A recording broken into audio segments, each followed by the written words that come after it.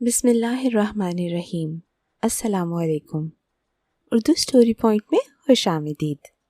Viewers, आज मैं आपके लिए एक बहुत ही दिलचस्प कहानी लेकर हाजिर हुई हूँ। लेकिन आज की कहानी शुरू करने से पहले आपसे दरख्वास्त है कि सब्सक्राइब का बटन दबाकर उर्दू स्टोरी पॉइंट के साथ जुड़ जाइए और हमारी वीडियोस सबसे पहले देखने के लिए बेल आइकन को क्लिक कीजिए। मेरे गांव का सबसे सजीला गबरू था। देहात के मेले ठेलों में जब नौजवान जमा होकर अपनी ताकत का मुजाहिरा करते हैं तो राजा उनमें सबसे आगे रहता। झूमर डालने में वो ताक था और कबड्डी का बेहतरीन खिलाड़ी था। कलाई पकड़ने के मुकाबले में तो कोई उसका सानी नहीं था। यही नहीं, बांसुरी बजाता, जादू असर धुन फिजा में बिखेर कर हर जीरू को महसूर कर देता था। ऐसे नौजवान गांव की लड़कियों के आइडियल होते हैं। जब दो चार दोशीज़ाएं इकट्ठी होती तो बहाने बहाने से वो राजा का तस्करा करने लगती, गोया इनके ख्वाबों में बसता हो। मैं भी उनमें शामिल थी जिन्होंने राजा को चुपके चुपके दिल में बसा रखा था। मुझको वो शुरू से ही अच्छा लगता था। राजा हमारा दूर का रिश्तेदार भी था, लिहाजा शादी ब्याह के मौके पर वो हमारे आंगन में आ मौजूद होता। इस बार भी अपने रिश्तेदार की शादी में उसका सामना हो गया। नए कलफ वाले जोड़े में वो खूब सज रहा था। उसने बड़ी दिल मोह लेने वाली खुशबू लगाई हुई थी, जो उसके पास से गुजरता महसूर सा हो जाता। मुझे उसकी नशीली आंखों से डर लगता था। मैं राजा की आंखों में आंखें डालकर नहीं देखती थी। उसे सजने संवरने का बड़ा शौक था। सजने संवरने का शौक मुझे भी था, मगर मेकअप का सामान हमारे गांव में दस्तयाब न था। इसके लिए शहर जाना पड़ता था। राजा अक्सर शहर जाता, वो जो चाहे वहाँ से ला सकता था और मैं अपने तस्वुर में शहर की रंगीनियां और वसतें बसाए रखती थी। शहर में ऐसी जबरदस्त चीजें मिलती थी कि जिनका तस्वुर भी देहात में नहीं कर सकते थे। जब मैंने हमजोलियों को बताया कि शादी वाले घर में राजा भी आया है तो उनमें खलबली मच गई। वो दुल्हन से ज्यादा राजा को देखने की मुश्ताक हो गईं। मैं सहेलियों को लेकर उधर आई जहाँ राजा बैठा था तो चौकन्ना हो गया और उसकी नजर मुझ पर टिक गई। मुझे याद है उस रोज मैंने गुलाबी रंग का जोड़ा पहन रखा था और खूब बन सवर कर आई थी। राजा मुझको महवियत से देख रहा था।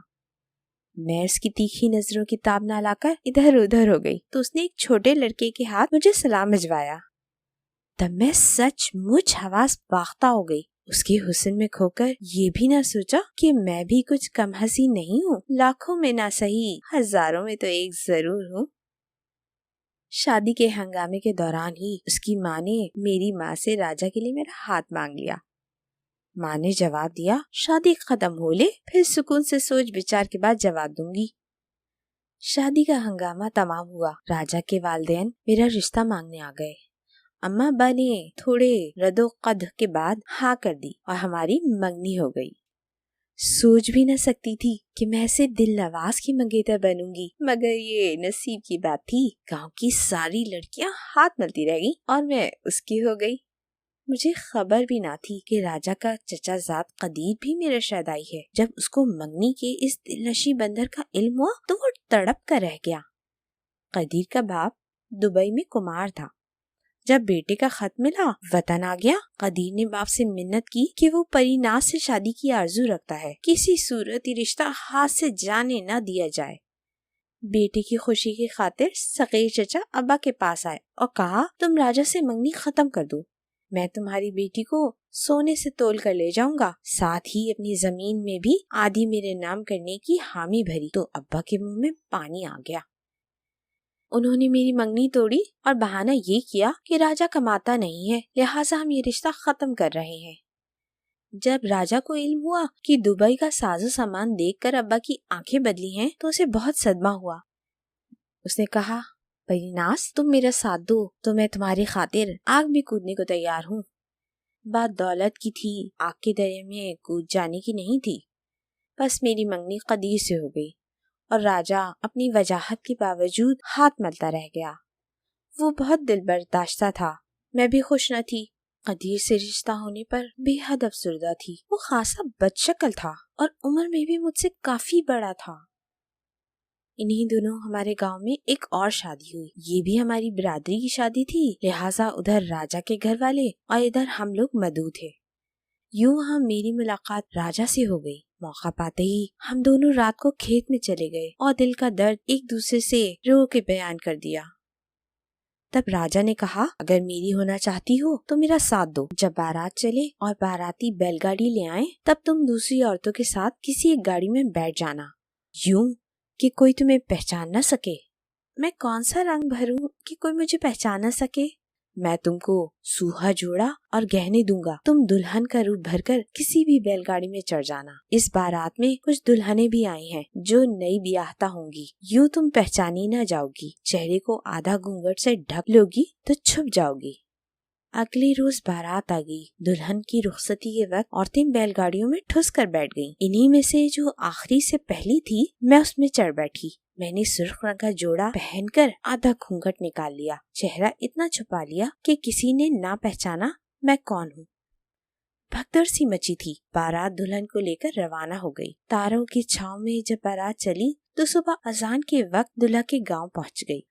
औरतें बैलगाड़ी से उतरने लगी। तभी मेरी गाड़ी के पास मेरा दूल्हा भी आ गया मुझे लेने के लिए। उसने मेरा हाथ पकड़कर मुझको बैलगाड़ी से उतार लिया और फिर अपनी मोटरसाइकिल पे बिठा लिया। वहाँ से हम लारी अड्डे आए, जहाँ मैंने बुर्का पहन लिया। फिर हम दोनों लारी में सवार हो गए। शहर जाकर हमने निकाह कर लिया, मगर मेरे वालिद और भाई हमारी तलाश में सरगर्दा हो गए। उन्होंने राजा के वालिदैन का भी नाक्ता बंद कर दिया। जमींदार से फरियाद करके राजा के वालिद और भाइयों पर मेरे अगवा का पर्चा करा दिया था। हम मुख्तलिफ शहरों में छुपते फिरे। आखिर कब तक? बिलाखिर पुलिस ने सुराख लगा ही लिया। एक रोज पुलिस ने छापा मारा और मुझे बरामद कर लिया और वो राजा को पकड़कर ले गए। मुझे मेरे वालिद के हवाले कर दिया गया और राजा को जेल भेज दिया गया। अब मेरी क्या जिंदगी थी। राजा को याद करके रोती थी। वालिद ने मुझे जिम्मेदार की पनाह में दे दिया क्योंकि भाई मेरे कत्ल करने के दर पे थे। बिलाखिर फैसला हो गया। राजा की बहन को मेरे भाई से ब्याह दिया गया। ये मेरे अगवा का बदला था। हालांकि मेरा भाई शादीशुदा था और 4 बच्चों का बाप था। वो राजा की बहन जहरा से उम्र में 35 बरस बड़ा था, मगर हमारी बिरादरी के रिवाज के मुताबिक इज्जत का बदला इज्जत देकर ही खसारा पूरा किया जाता था।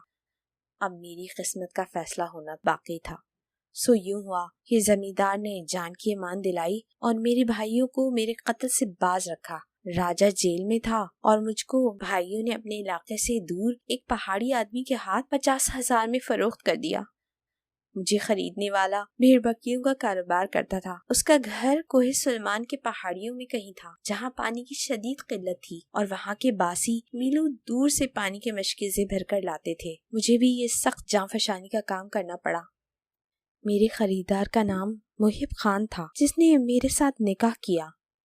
इसकी बीवी पहले से मौजूद थी और 4 बच्चे थे, लेकिन ये शख्स संगदिल न था। वो मुझसे बेहतर सलूक करता था, जबकि उसकी मनकूहा कहती थी, मेरे शौहर ने तुमको हमारी खिदमत और घर के कामकाज के लिए खरीदा है।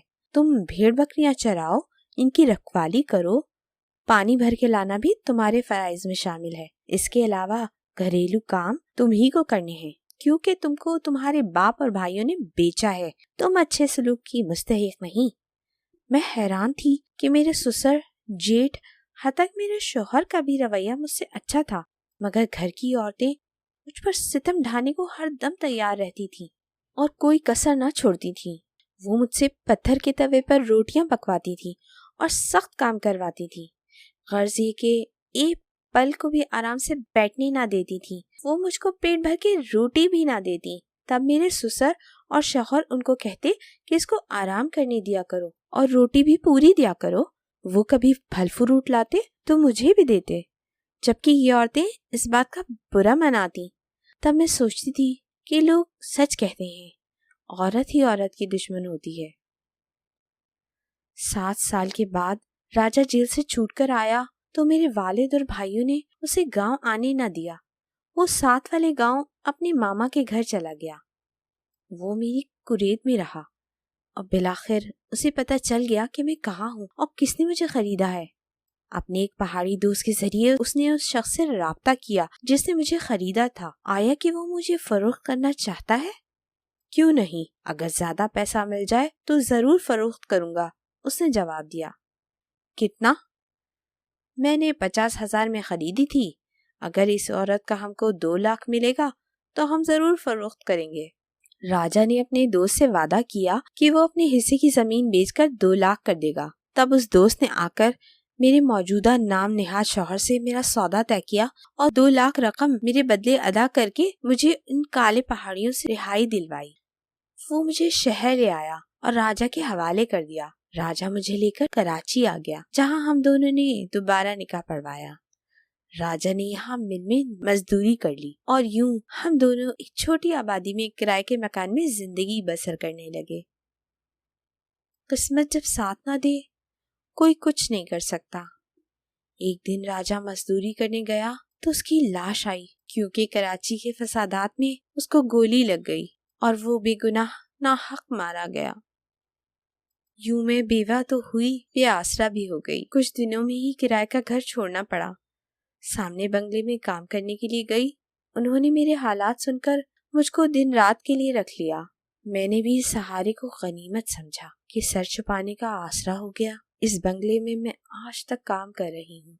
वापस लौट कर नहीं जा सकती। जाऊं तो किसके पास? अपने पराये हो चुके हैं और जिन्होंने खरीदा था वो फिर बेच देंगे।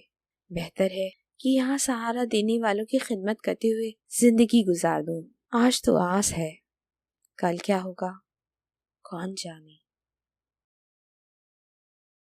जी व्यूअर्स, आपको आज की कहानी कैसी लगी? अगर कहानी पसंद आई हो तो इसको जरूर लाइक कीजिए और कमेंट सेक्शन में अपनी राय का इजहार जरूर कीजिए। इस तरह की मजीद वीडियोस देखने के लिए उर्दू स्टोरी पॉइंट को जरूर सब्सक्राइब कीजिए।